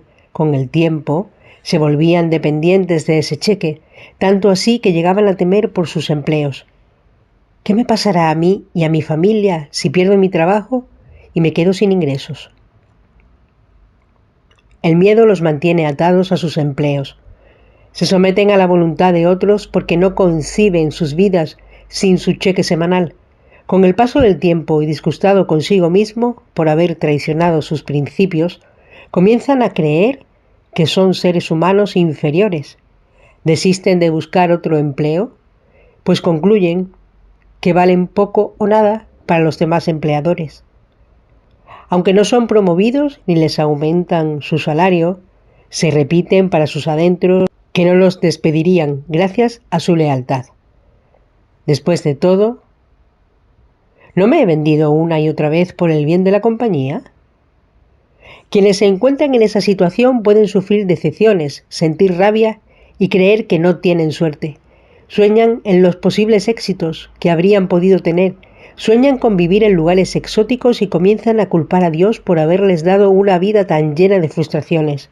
Joe nunca creyó ser una de esas personas, pues no tuvo ningún trabajo estable antes de trabajar en mi empresa. Vivió hasta los 40 años sin recibir cheques semanales, algo que me sorprendió. Yo, que siempre había tenido trabajos estables, no podía imaginar cómo sería vivir semana tras semana sin saber si tendría dinero para pagar el arriendo, comprar víveres, gasolina y cubrir los demás gastos. Joe hizo lo mismo que casi todas las personas. Se casó, tuvo hijos y compró una casa, pero nunca recibió un cheque semanal. Se ganaba la vida gracias al don que Dios le había dado para la música, tocando en clubes nocturnos. Vivía de ciudad en ciudad, pasaba de un grupo musical a otro según los dictados de sus gustos y necesidades. Era cauto con el dinero, porque no lo recibía semanalmente, y logró mantenerse a flote haciendo lo que le gustaba. Cuando vendí la revista, convencí al nuevo propietario que dejara a Joe como vicepresidente del departamento de ventas. Nos dimos la mano y nos despedimos, pues yo regresaba a casa. Yo también me voy, me dijo. ¿Por qué?, le pregunté. Te he conseguido un trabajo estable y bien remunerado, y ya no tienes que preocuparte por sostener a tu familia. Nunca lo he hecho, señaló con orgullo. No entiendo. Me dijo que antes de trabajar para mí, se convenció que todo iba a funcionar gracias a la confianza que tenía en sí mismo. No veía la necesidad de preocuparse. Preocuparse no es la solución y mucho menos una opción. ¿A dónde te llevan las preocupaciones? No solo no te llevan a ninguna parte, sino que te derrotan. Crecí mucho ese día.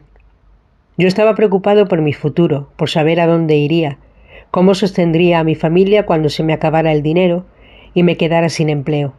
No sabía cuál era mi futuro y aunque creía en Dios, le dije a Joe que sentía temor. ¿De qué tienes miedo? Si sientes miedo, interferirás con la visión que tienes de la vida y no estarás en el lugar necesario para encontrar el empleo que vas a buscar. Además, no tendrás la disposición mental para trabajar cuando consigas un empleo. Joe tenía razón. Pensé en esto mientras iba en el avión. Eso fue hace 18 años. Aunque a veces he estado desempleado, tengo la fortuna de decir que Joe tenía razón. Los empleos no son para siempre. Joe volvió a retomar su carrera musical y su grupo. Llegó a ser el más popular de Phoenix. Y entonces, como si estuviera probando sus firmes creencias en sí mismo y en Dios, que todo lo provee, hizo algo que muchos considerarían descabellado. Me dijo: no quiero seguir aquí, Williams. No estoy disfrutando del ambiente de los clubes nocturnos. De hecho, nunca me ha gustado, solo era el lugar donde debía estar para interpretar mi música. Creo que no refleja lo que representa mi vida. Dejaré de tocar en los clubes. ¿Y de qué vas a vivir?, le pregunté. No lo sé. Tocaré mi música, pero ¿dónde? Dios se encargará de eso. Ya sabes que no me preocupo por eso. ¿Acaso los trabajos no están en los clubes nocturnos? A veces doy conciertos en estadios. Claro que es probable que gane mucho menos, pero lo importante es que llevaré una vida más sana, un cuerpo, mente y espíritu. Vale la pena ganar menos si puedo llevar la vida que me gusta. Dios se hizo presente de nuevo. Le consiguió oportunidades laborales y Joe quedó en mejor situación que nunca. Aún así, él tenía que aprender otra lección, quizá la más difícil de todas. El ego se interpone antes de aprender a formular preguntas para ayudar a sus clientes. Joe ya contaba con la capacidad de derrotar verbalmente a cualquier persona. Se vanagloriaba de ello, pero le molestaba que tuviera necesidad de hacerlo. Tenía una mente tan ágil que, con mucha frecuencia, le molestaba que los demás no pudieran seguirlo y le irritaba tener que explicar de nuevo y repetir lo que consideraba obvio. Comenzó a ir a la iglesia, pues sentía que su vida tenía vacíos. Se ofreció como voluntario para interpretar música en los servicios religiosos y les daba clases musicales a los niños. Siempre se ofrecía para hacer lo que fuera necesario. Un día me llamó muy emocionado: «Williams, tuve una experiencia maravillosa». «Cuéntame, ¿de qué se trata?». Estaba discutiendo con alguien, como sabes que lo hago a menudo, y lo estaba apabullando con mi lógica y mi agilidad. Me sentí muy superior a él luego de propinarle una estruendosa derrota. Luego regresé a casa, pero la discusión me seguía martillando la cabeza. Sentí que había faltado algo.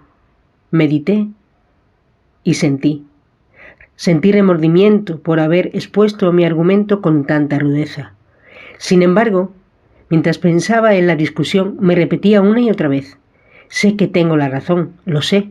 Y entonces una voz extraña me interrumpió y escuché que me dijo pausadamente: ¿y la amabilidad qué? Tuve que confrontar mi propia alma. No respondí, no fui amable, no fui nada amable, nunca soy amable. Me sentí como un fracasado. Ser más listo que los demás no sirve de nada. Lo único que importa es amar al prójimo, y eso lo podemos expresar por medio de la amabilidad. ¿Qué he hecho durante todos estos años? He sido tan ciego al amor de Dios. Has sido amable conmigo, dije lacónicamente. Él se rió y yo también. Nos reímos durante mucho tiempo. Actualmente Joe está trabajando para ser tan amable como humanamente puede, porque ¿los milagros son difíciles para los creyentes? Quisiera explicar cómo entendí por qué creer por anticipado funciona. Creer por anticipado que recibiremos el milagro que hemos pedido a la hora que queremos solo sucede si delegamos todo en Dios y nos quitamos del camino. Podemos decirle a Dios qué y cuándo, pero no dónde ni cómo. Pues decirle esto sería asumir el control.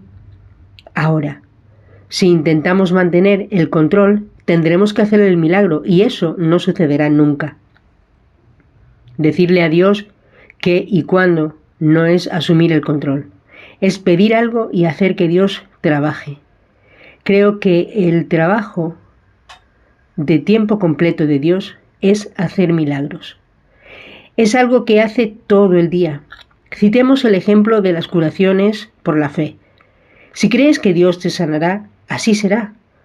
Yo creo que cuando alguien decide no ir al médico, quizás le está diciendo a Dios que no lo utilice para concederle un milagro. En mi opinión, esa persona está manteniendo el control y determinando cómo es que Dios tiene que hacer el milagro. Y sinceramente, no creo que nos corresponda decirle cómo tiene que hacer su trabajo. Solo hay que pedirle que lo haga. Hacemos a un lado y dejarlo trabajar. Más adelante narraré casos de curaciones por la fe, así como un milagro potencial que fracasó estruendosamente. Yo no veo ningún problema si Dios quiere hacer milagros por medio de los médicos. Creo que esa es su prerrogativa y llamado, y que puede hacerme los milagros del modo que quiera siempre y cuando se manifieste. Para mí, creer significa saber por anticipado. Si sabemos que algo ya es un trato hecho, no tendremos que preocuparnos más por eso. Muchos de nosotros somos instrumentos de Dios y generalmente no sabemos cuándo nos está utilizando o nos ha utilizado para hacer milagro. Un ejemplo de esto son las mujeres que me llevaron comida a mi casa. Para decirles, les tengo una misión. Intuyo que ellas sintieron deseos de hacer algo amable y se sintieron bien al hacerlo. Tal vez encontraron cierta paz interior al sentir que estaban haciendo el trabajo del Señor. Sin embargo, es probable que no sepan los que su acto de amabilidad significó, hasta que lean este libro y se vean retratadas en él.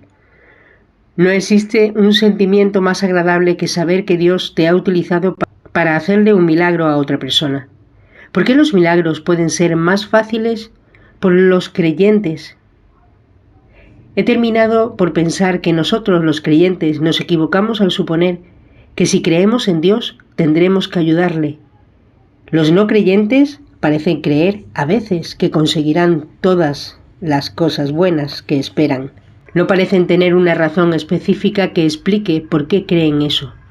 Si uno les preguntara con insistencia, probablemente responderían que son afortunados, y creo que cuando así lo hacen, está demostrando que tienen fe en que Dios se encargará de sus asuntos, aunque no le den crédito por lo que hace o no consideren estos actos como milagros.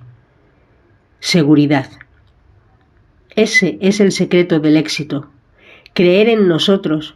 Si sentimos que estamos solos en el mundo, a veces es muy difícil mantener la confianza en nosotros. Abundan las personas que nos dicen que estamos equivocados. Si les creyéramos, no tendríamos confianza en nosotros y estaríamos condenados. La depresión es producto de la pérdida de confianza en nosotros.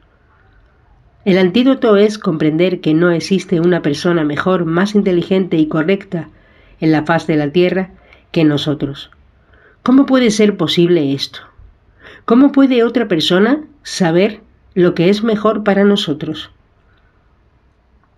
Ellos no están en nuestros zapatos, ni tienen que enfrentarse a los retos que la vida nos impone todos los días.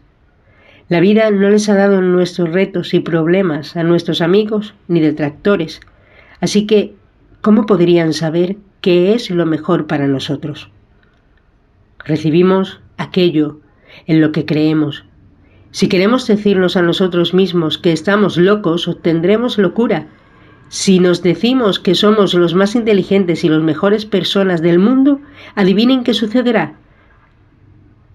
Nos llenaremos de confianza. Y cuando cambiamos nuestra actitud, eso se refleja en nuestras caras, en la sonrisa cálida que tendremos para todos, bien sea para un amigo o un enemigo. Nuestros pasos se vuelven luz, irradiamos una alegría que cautiva a los demás, los atraemos hacia nosotros, nos admiran porque nos quieren tener a su alrededor para ayudarnos. Así comienzan a salir las cosas. ¿Por qué querrán ayudarnos? ¿Por qué reconocen en nosotros eso que han estado buscando durante todas sus vidas? Ven que tenemos el secreto del éxito y quieren un poco para ellos. Creerán que si están con nosotros y permanecen en nuestra buena compañía, los contagiaremos. Aquí va un ejemplo. Un hombre que dice no creer en Dios obtiene su grado universitario y piensa que esto lo califica para un buen empleo. Envía su hoja de vida a varias compañías. Tiene un par de entrevistas, lo aceptan y obtiene un empleo. ¿Qué ha creído? ¿Que consiguió el empleo gracias a sus capacidades? ¿Pero realmente fue por eso? Creemos en la ley de la causa y el efecto, ¿verdad? Es apenas lógico. Pensemos en lo siguiente. ¿Y qué de la disponibilidad laboral? Tengamos esto en cuenta. ¿Existe alguna posibilidad de que el empleo que buscaba estuviera disponible precisamente cuando se graduó y comenzó a buscar empleo? ¿Tuvo suerte? ¿Qué es ese elemento misterioso al que llamamos suerte? ¿Se trata de azar? Si así es, ¿no es posible entonces ni tampoco probable que el azar signifique buena suerte o mala suerte? Por definición, el azar no siempre es positivo, ¿verdad? ¿Es posible que exista alguna clase de patrón organizado en nuestras vidas en vez del azar? Pongamos como ejemplo el caso de las bailarinas y los recolectores de basura. Hay 100.000 recolectores por cada bailarina. A Dios gracias. Necesitamos muchos más recolectores que bailarinas para que el mundo funcione. ¿Qué pasaría si hubiera 100.000 bailarinas por cada recolector de basura? Veríamos a los recolectores vestidos con tutús, pavoneándose por las calles mientras recogen la basura.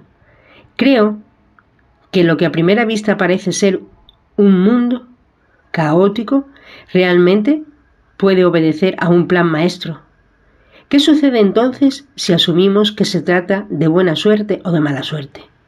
¿Podremos percibir una correlación?